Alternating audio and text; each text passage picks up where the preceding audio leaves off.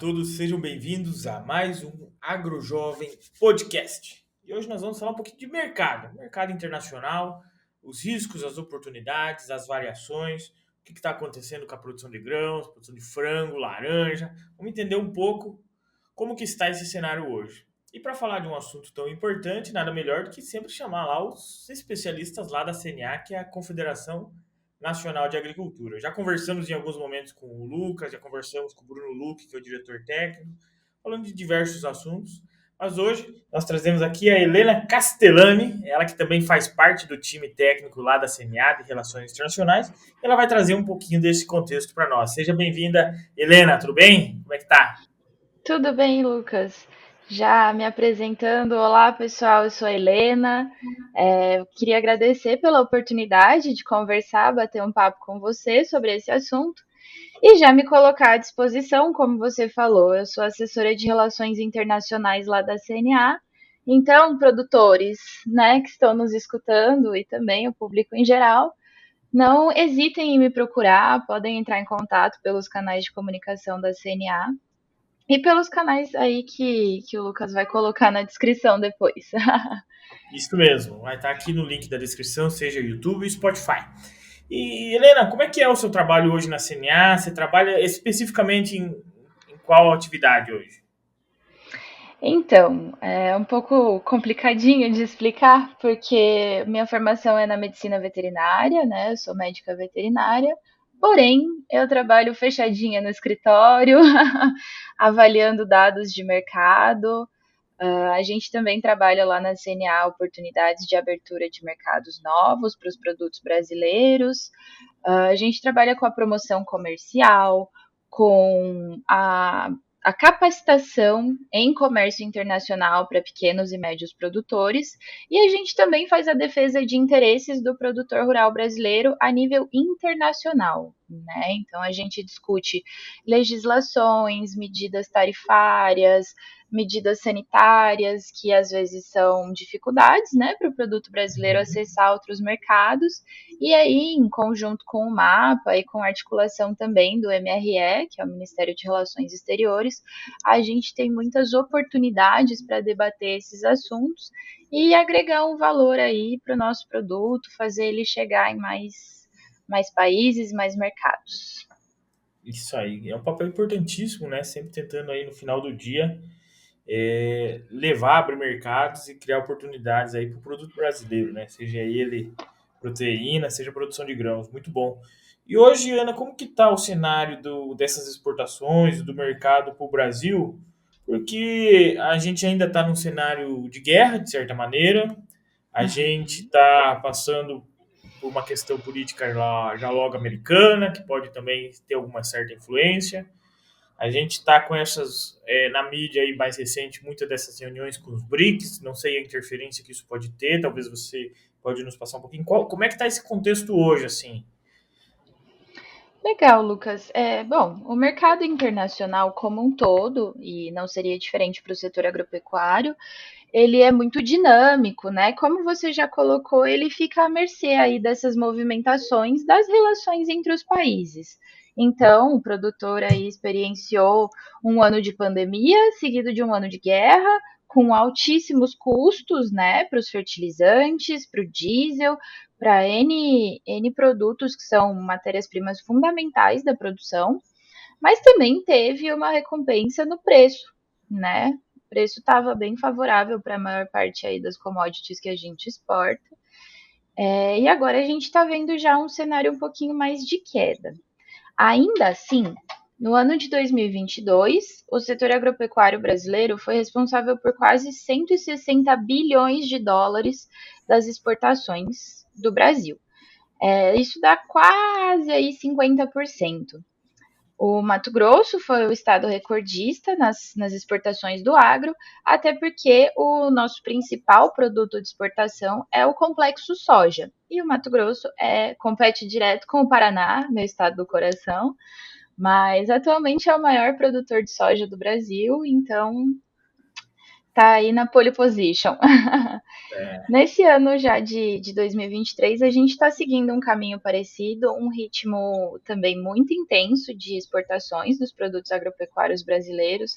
A gente já chegou entre janeiro e agosto, né, que a gente tem os dados fechados, a quase 113 bilhões de dólares exportados. E eu acho importante destacar que a gente não está exportando apenas dólares, a gente está exportando alimento. E existem pesquisas aqui do Brasil que mostram que a produção brasileira alimenta 1 bilhão de pessoas ao redor de todo o mundo. Então, é um valor até humanitário, né? Como você falou da guerra, houve acordos em que foi permitido passar os navios de grãos da região da Ucrânia e da Rússia, justamente porque é alimento. Ninguém vive sem alimento, né? Agora a gente teve uma quebra nesse acordo, teve um balanço aí nos números, especialmente voltado para grãos, mas todo mundo continua comendo. E o Brasil Exatamente.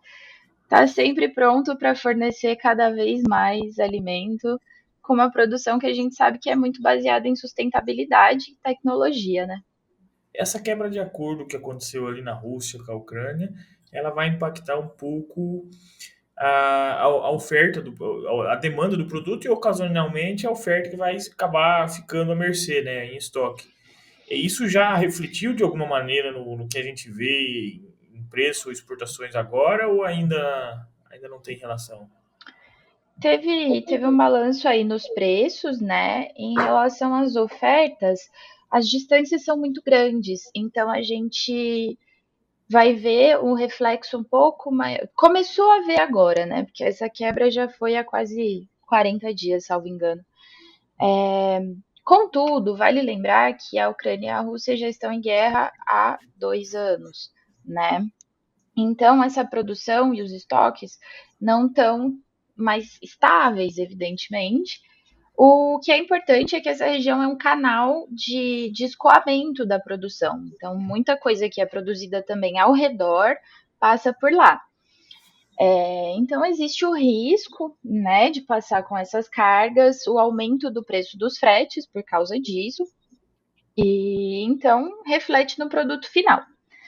Porém, já contextualizando um pouco mais, a gente teve uma safra, e a Conab soltou recentemente também as previsões, uma safra muito, muito, muito boa aqui no Brasil. Lógico que com todas as condições climáticas, mas a gente também tem uma previsão de safra muito grande nos Estados Unidos para esse ano, que veio de um histórico de quebra da última safra.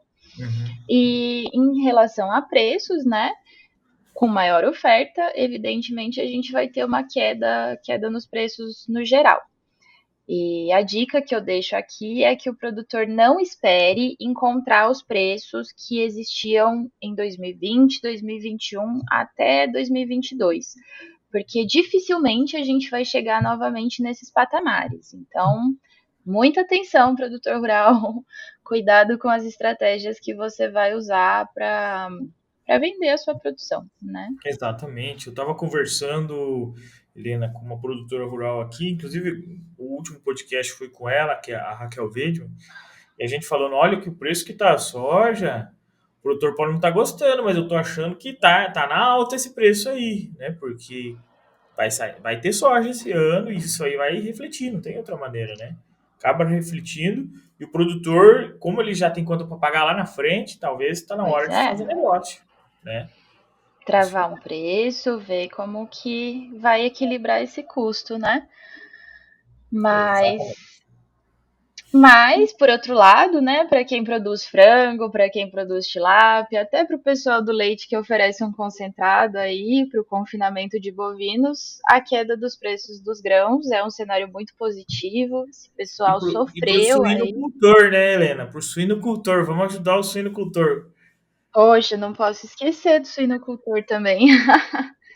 O Porque pessoal é um fazendo. negócio mais difícil, tem muitos independentes ainda, né? Então é um cenário que o produtor rural ele tem que ter o custo na ponta da língua mesmo, né? Tem que estar ali na ponta da caneta e tem que lembrar sempre que o negócio dele é cíclico, é 3 anos, né? Então essa queda aí favorece Produtor de aves, de peixe, muito bem lembrado. E o milho, nesse cenário aí, também está trabalhando, né? Nós estamos começando exportações de milho, são mais recentes, não são? São mesmo. Sim, a gente tem. É muito legal comentar disso, até porque esse dado e essa movimentação do mercado é muito interessante. A gente abriu ano passado o mercado chinês para o milho brasileiro. E, cara, se você parar para pensar que na China a população depois da vírgula, né, porque eles têm 1,4 bilhão de pessoas, a população depois da vírgula é maior que o Brasil inteiro, dá quase 2 Brasil. É, gente. Então é um mercado muito robusto, né? Que demanda muito grão, e aí a gente está tendo um deslocamento muito importante das nossas exportações de milho para a China. O que é muito interessante, sempre a oportunidade de abrir novos mercados, né?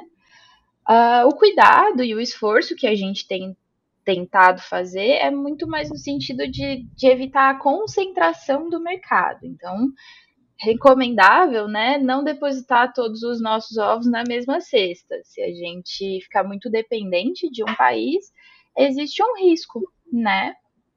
E aproveitando que a gente tocou nesse assunto também, no Brasil hoje existe um esforço muito importante nessa procura de diversificar os países para os quais a gente exporta. Sem deixar de lado, evidentemente, e reconhecendo o mérito da China, que atualmente é o nosso maior parceiro comercial, e destacando também que o Brasil é um dos poucos países que tem uma balança comercial positiva com a China. Ou seja, a gente vende mais para a China do que a China vende para a gente. E isso está completamente atrelado às exportações do agro, né? Isso é importante, né, a gente saber. A gente é um grande também importador de produto chinês, mas em contrapartida, nossa balança comercial é positiva, isso é válido. Outra coisa, eles compram também muita proteína animal nossa, né, Ana? Além de Muita grãos. proteína animal. São grandes compradores, inclusive, como você destacou, do suíno, né? A gente veio aí de um cenário muito favorável e que até incentivou investimentos dos suinocultores, porque o mercado estava muito aquecido. Eles tiveram problemas muito sérios com a peste suína africana na China, né? E isso reduziu os plantéis deles. A notícia positiva é que, apesar das perspectivas de recuperação do plantel, eles ainda não estão conseguindo retomar o ritmo que eles tinham. Então, a porta continua aberta para o mercado chinês, mas aí é muito importante que a gente busque outros parceiros ali pela região também, né? A Coreia do Sul também é um grande país consumidor de carne suína, está muito atrelado à cultura deles, e que atualmente o limite que a gente tem, assim, mais impeditivo dessas exportações é uma tarifa muito alta que é aplicada ao produto brasileiro. E isso tem sido discutido, tem sido trabalhado a nível de governo e a nível do setor privado também, né? Muito traz um peso muito maior para a discussão quando o setor privado está envolvido, porque aí você coloca quem realmente vai vender com quem realmente vai comprar. Cada um fazendo pressão de um lado dá uma acelerada, né? Não, legal. E outra questão é que, como teve essa peste suína lá na China, né? Muita gente investiu aqui, como eles começaram a recuperar lá. Com o preço do grão subindo, o suinocultor diminuindo a demanda da carne no mercado, sobrou oferta aqui no Brasil. Aí ele deu um baque ano passado, né? Pois é, até na época que eu ainda acompanhava os custos aqui do Brasil, na parte da diretoria técnica, os suinocultores estavam com uma margem muito apertada. E, bom, agora com o cenário dos grãos aí um pouco mais favorável para o suinocultor, né, para o produtor de proteína animal, quem sabe não dá para ter um pouquinho mais de fôlego e equilibrar os custos com o preço. Não vejo uma perspectiva de aumento de preços do suíno nesse momento, né? É. Uma coisa que também eu acho importante a gente destacar é que é muito parte da cultura. E já aproveitando esse gancho para a gente comentar um pouquinho aqui de que as exportações elas são fundamentais para garantir renda do produtor brasileiro, né? No sentido de que, como você mesmo já citou, quando o mercado lá fora esfriou, o mercado aqui dentro não deu conta de absorver todo esse produto que tinha disponível. Então, os preços caíram. E isso não quer dizer que a gente desabastece o mercado interno para oferecer um produto lá para fora. Muito pelo contrário. Para suínos, eu não sei mesmo esse número, mas para carne bovina, por exemplo, cerca de 70% da nossa produção fica aqui no Brasil. E é uma carne de altíssima qualidade, porque é a mesma carne que vai lá para fora é a carne que fica aqui, com exceção de alguns acordos muito específicos, né? Sim, não, eu lembro que quando a gente era criança a gente comprava carne de segunda linha. Hoje você não encontra mais carne de segunda linha. Toda carne que a gente encontra é de qualidade, né? Principalmente no mercado. E, e essas exportações, como é que tá da pecuária hoje esse mercado? Eu tenho bastante cliente ali na gestão, Helena, que é da pecuária, sabe? E a pecuária tem aquela particularidade do ciclo da pecuária, né? Ciclo da E se o pecuária. produtor ele entrar ali na roda num momento inadequado ou não souber gerenciar muito bem o manejo dos lotes e tudo mais, ele entra nessa ciranda, né, da Uhum. pecuária ali assim e fica sempre cada vez mais difícil se ele não profissionalizar. Como é que tem um mercado dessa frente hoje? Bom, notícia boa, mas já reforçando o que você falou, se o pecuarista hoje não se profissionalizar, ele está fora do mercado internacional. A régua é altíssima, a disputa acontece muito e a gente está brigando com gente grande também, tá? A notícia boa que eu queria dizer é que o Brasil atualmente é o maior exportador de carne bovina do mundo. Olha que Mas os legal. nossos concorrentes são Estados Unidos, Austrália, que têm mercados cativos e que também oferecem e são reconhecidos pela qualidade de produto que eles têm, né? Então, a gente precisa reforçar cada vez mais e trabalhar como a gente vem trabalhando aí em toda a nossa trajetória na pecuária, com muita qualidade, com sanidade, sustentabilidade, preocupados mesmo com essas questões. O bem-estar animal também é fundamental, até porque ele interfere na qualidade do produto final. E, e tentar oferecer o bovino o mais rápido possível, né? Quanto menos tempo Sim. ele ficar comendo dentro da fazenda, mais lucrativo ele é. Em relação ao mercado, agora com uma tendência, né, um pouco de arrefecimento dos ânimos no geral, depois de uma pandemia e uma guerra e inflação em todos os países e esse caos instaurado. Agora a gente está vendo uma tendência de arrefecimento das coisas. Não quer dizer que elas estão ótimas, não, mas elas estão se acalmando.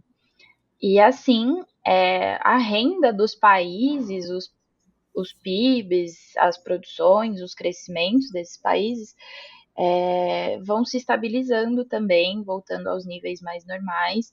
E o consumo de carne bovina em todo o mundo é diretamente ligado à renda da população. Então, quanto mais renda essa população tiver, mais ela vai demandar por carne bovina. O que é uma tendência muito interessante também de se observar e voltar um pouco os nossos olhos para os países africanos que estão se desenvolvendo em população. E isso não é uma coisa para amanhã, tá? A gente não pode ser muito imediatista, mas a gente tem que começar a ficar de olho nas coisas lá na frente, de que esses países estão se desenvolvendo, a população está conseguindo acesso a mais renda e no futuro aí eles podem ser grandes clientes e grandes parceiros do Brasil. Aproveitando que você comentou do BRICS, a África do Sul, né, é um país que faz parte aí do BRICS originalmente e que pode ser um grande parceiro do Brasil em diversos aspectos, até no sentido da compra de material genético brasileiro para fazer melhorar o rebanho deles. Isso também para o produtor é uma notícia muito importante. Esse ano, o Brasil abriu 41 mercados entre janeiro e agosto, né? Aham. E o que, que isso quer dizer?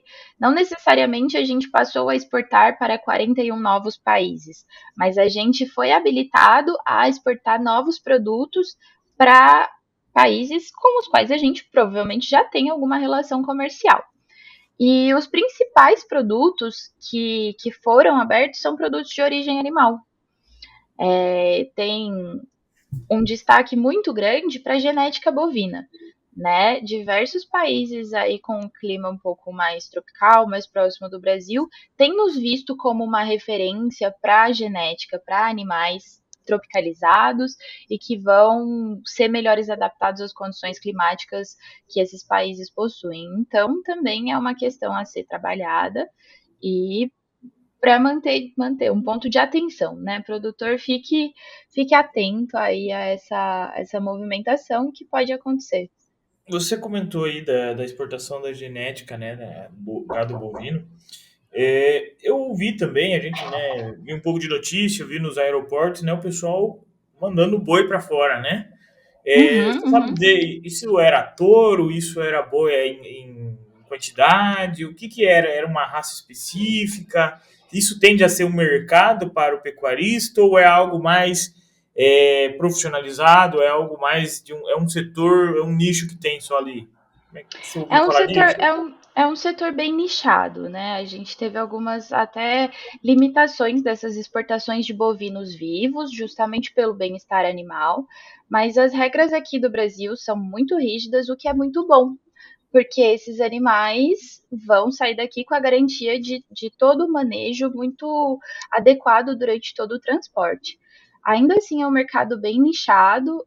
Outros mercados que a gente abriu esse ano foram justamente para bovinos vivos, mas o principal interesse é justamente a comercialização de genética. Então, animais com mérito genético muito altos. Não necessariamente apenas touros, também podem ser exportadas algumas matrizes, mas é um mercado ainda muito incipiente. É. E outros mercados que nós somos hoje campeões, qual é que você tem aí? Eu sei que o frango a gente é nas frentes, né? Esses dias eu fiz um podcast com o pessoal da laranja também, e Opa, o muito bem mercado de laranja é colocado. campeão também, né? Linda Eu sei que Laranja é campeão disparado ainda. né? Eu sei que o Paraná aqui, a gente é um grande produtor de tilápia também, tem exportações, eu não sei como é que isso está no cenário mundial. Como tá essas três frentes aí? Bom, o Brasil a gente pode dizer que é recordista e é o maior exportador líquido de alimentos do mundo, né? No suco de laranja, a gente é responsável pelas exportações de 75% do suco consumido no mundo todo. Ele é brasileiro, né? Esse é um número muito expressivo e fica difícil competir mesmo com o produto que a gente oferece. No milho, a gente também atualmente é o maior exportador mundial. Na soja, a gente é o maior exportador mundial. Carne bovina, carne de frango, açúcar. Açúcar a gente também é bem expressivo, quase 45% aí de todo o açúcar consumido no mundo. E a gente também está brigando nas posições mais altas aí da carne suína, que tem um volume de exportação. Se eu não me engano, o Brasil é o terceiro maior exportador de carne suína do mundo. E o café, né? Coisa que é mais reconhecida e que eu acho o melhor trabalho de marca atualmente é o café brasileiro. O café agora está entrando numa nova fase, né? De cafés especiais. Eu fui ano passado, inclusive com a CNA, a gente foi lá para Varginha, visitou uma fazenda de café especial muito bacana. Estamos também uma cooperativa lá. E esse ano, daí eu conversei com o mesmo produtor que eu visitei, também veio aqui fazer um podcast com nós, o Thiago, da Fazenda dos Hum, Tachos, e também fazendo com a Priscila. E eles têm uma preocupação constante com essa oscilação também no preço do café, né?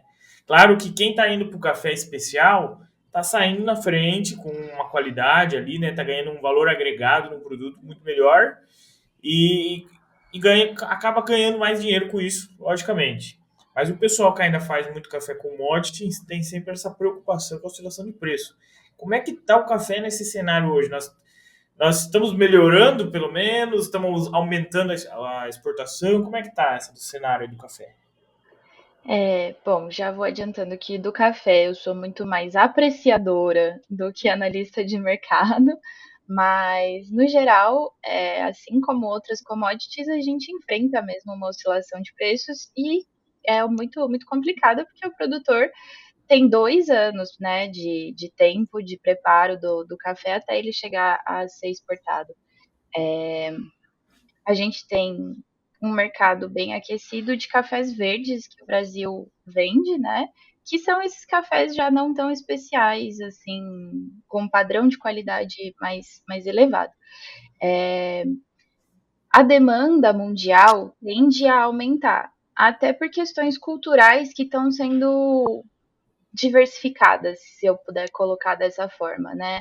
A cultura de cafeterias na Ásia tem se desenvolvido muito por N aspectos, e essa cultura asiática também está se refletindo em outros países, né? Agora a gente não tem mais tanto essa hegemonia americana de conteúdos, né?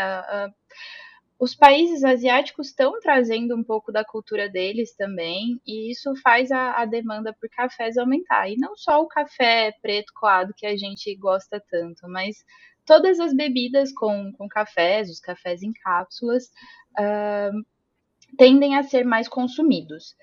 Porém, a produção também vai aumentando conforme a demanda aumenta, e a recomendação mais nesse sentido é justamente buscar o mercado dos cafés especiais, caso seja possível, porque não só pelo preço mais elevado e pelos mercados em que você vai acessar, mas também a nível de estratégia de país, é muito importante a gente procurar cada vez mais vender produtos de maior valor agregado, né?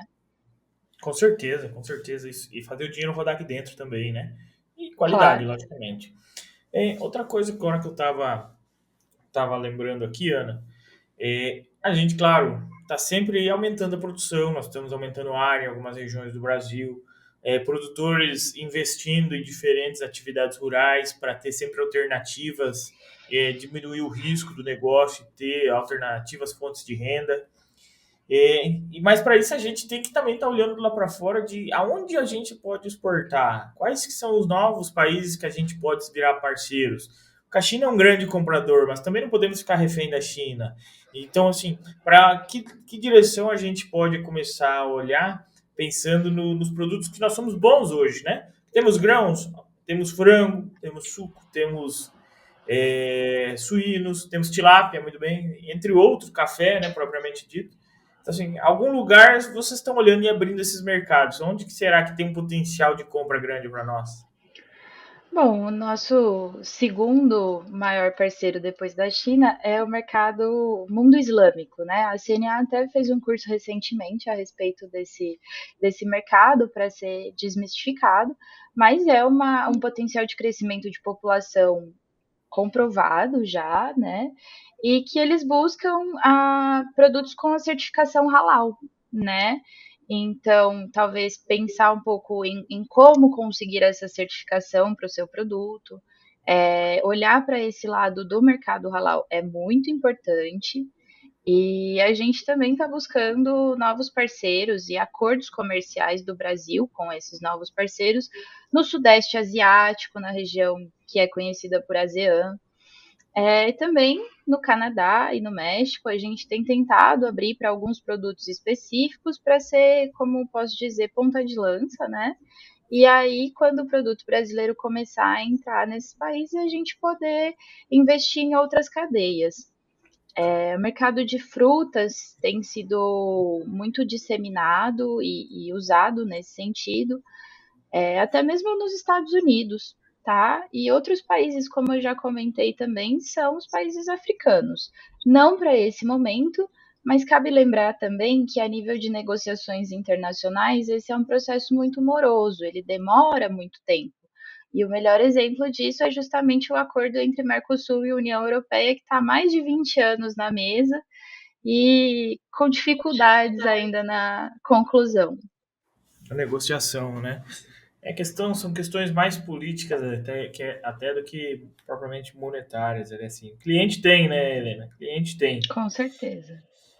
Então, olhando nesse contexto, a gente pode perceber que Ruim não tá não, né? Se a gente for assim olhar, tá bom o mercado. É que o produtor sempre gostaria que tivesse melhor, né? É o caso do grão, por exemplo, né? Mas ruim também não tá, não é? Como é que é a sua visão olhando assim? Você olha para o mercado hoje com uma visão mais positiva ou de preocupada? Atualmente eu tenho uma visão mais positiva, assim. Como você disse, ruim não tá. Lógico que a gente sempre tem espaço para melhorar e a gente vem trabalhando nisso, dia e noite. Mas atualmente a demanda por produtos brasileiros está muito aquecida. O que a gente pode melhorar? E isso não só a nível do setor privado, mas até a nível de governo. A gente precisa fazer um movimento maior nesse sentido de valorizar a marca Brasil lá fora. De fazer. Sim. Por que, que as pessoas acham, né, que o café colombiano é o melhor do mundo? Será que é? Ou é uma propaganda que foi muito bem feita? Então a gente tem que investir cada vez mais nesse marketing do produto agropecuário brasileiro, sem deixar de lado a questão da sustentabilidade, né? Às vezes o produtor pode até torcer um pouco o nariz quando escuta falar de sustentabilidade, porque a gente tem um conceito atualmente um pouco distorcido, que fica focado só no pilar ambiental e da preservação ambiental da sustentabilidade. Mas essa palavra, ela está sustentada em um tripé, né? Então, só existe sustentabilidade se aquele produto for sustentável economicamente, socialmente e ambientalmente.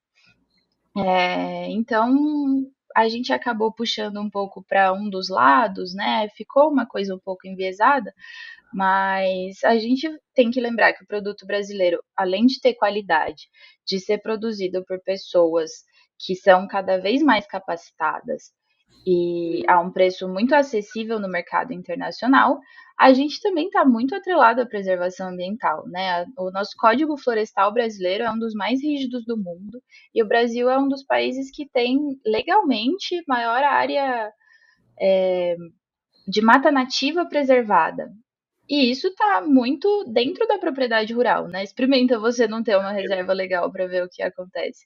E aí a gente precisa fazer a propaganda desse produto que a gente tem. A gente já trabalha com sustentabilidade, a gente já possui muita tecnologia embarcada nessa soja que a gente está vendendo, nessa carne bovina, nessa carne de frango. E o que falta é o produtor internalizar isso e falar: não, meu produto é de altíssima qualidade, sim, eu produzo com sustentabilidade. E aí lá fora a gente também articular e saber como vender melhor essa marca Brasil.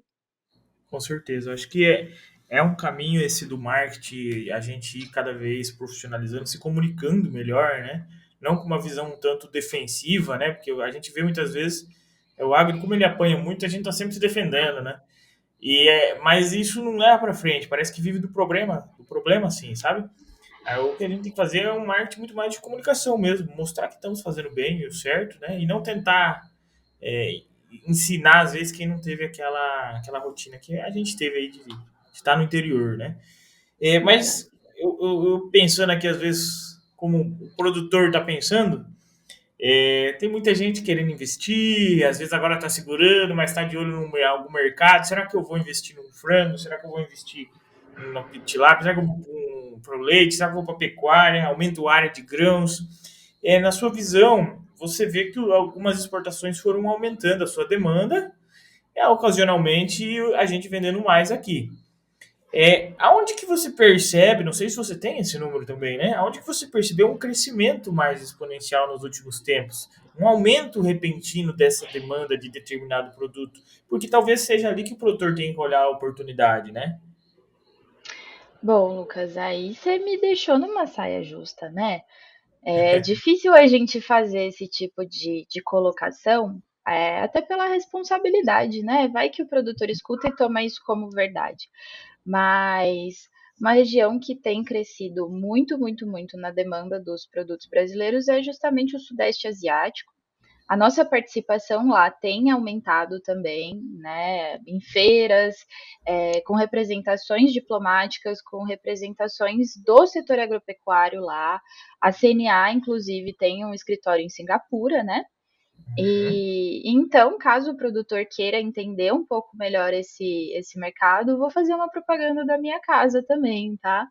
A CNA tem muitos materiais interessantes que oferecem as oportunidades mais direcionadas.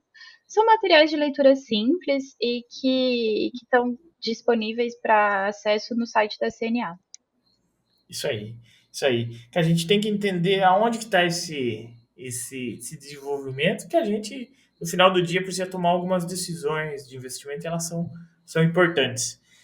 Não, show de bola, Ana. Era isso que a gente queria entender um pouquinho hoje, entender o contexto de como que tá essas exportações, de como é que tá esse mercado, essas reações, baseado em alguns fatos que ocorreram nos últimos 2 anos, né? Eu lembro que quando eu fiz o episódio com o Lucas, a gente estava falando do início da guerra, né?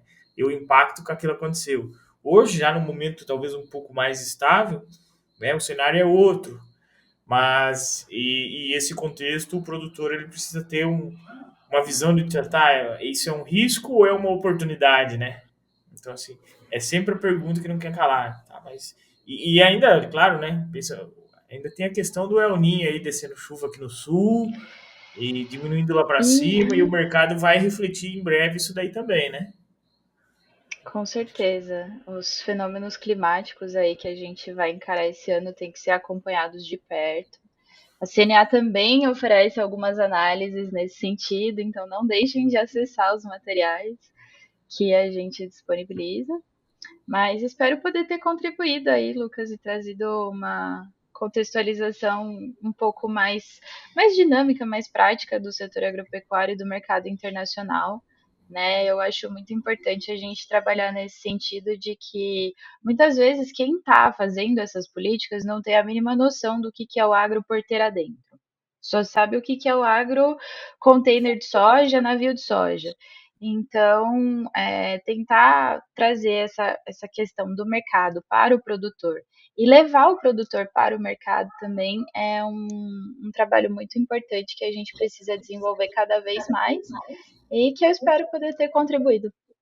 Não, com certeza. Espero que a gente consiga fazer mais conversas assim, cara, em alguns momentos, para que o produtor tenha essa clareza e principalmente essa simplicidade de entender o que está acontecendo lá fora, né? De maneira um pouco mais didática, assim como você trouxe hoje. Eu agradeço perfeitamente, tenho um carinho enorme pela CNA, né? Onde aprendi muito durante o CNA Jovem. E a hora que você for trabalhar amanhã, manda um abraço pro pessoal lá. Opa, deixa comigo. Também vou lembrar com muito carinho de você, tenho certeza. Obrigado, Helena. E para você que acompanhou até agora, compartilhe esse episódio no YouTube, no Spotify, manda no WhatsApp para aquele amigo que precisa entender um pouquinho mais desse cenário. Nós estamos lançando episódios todos os sábados de manhã no YouTube e todas as terças-feiras no Spotify, Apple, Google Podcast e as plataformas de podcast. Beleza? Deixa um like aí e acompanha a gente lá. Obrigado, Helena. Um grande abraço e até a próxima, pessoal.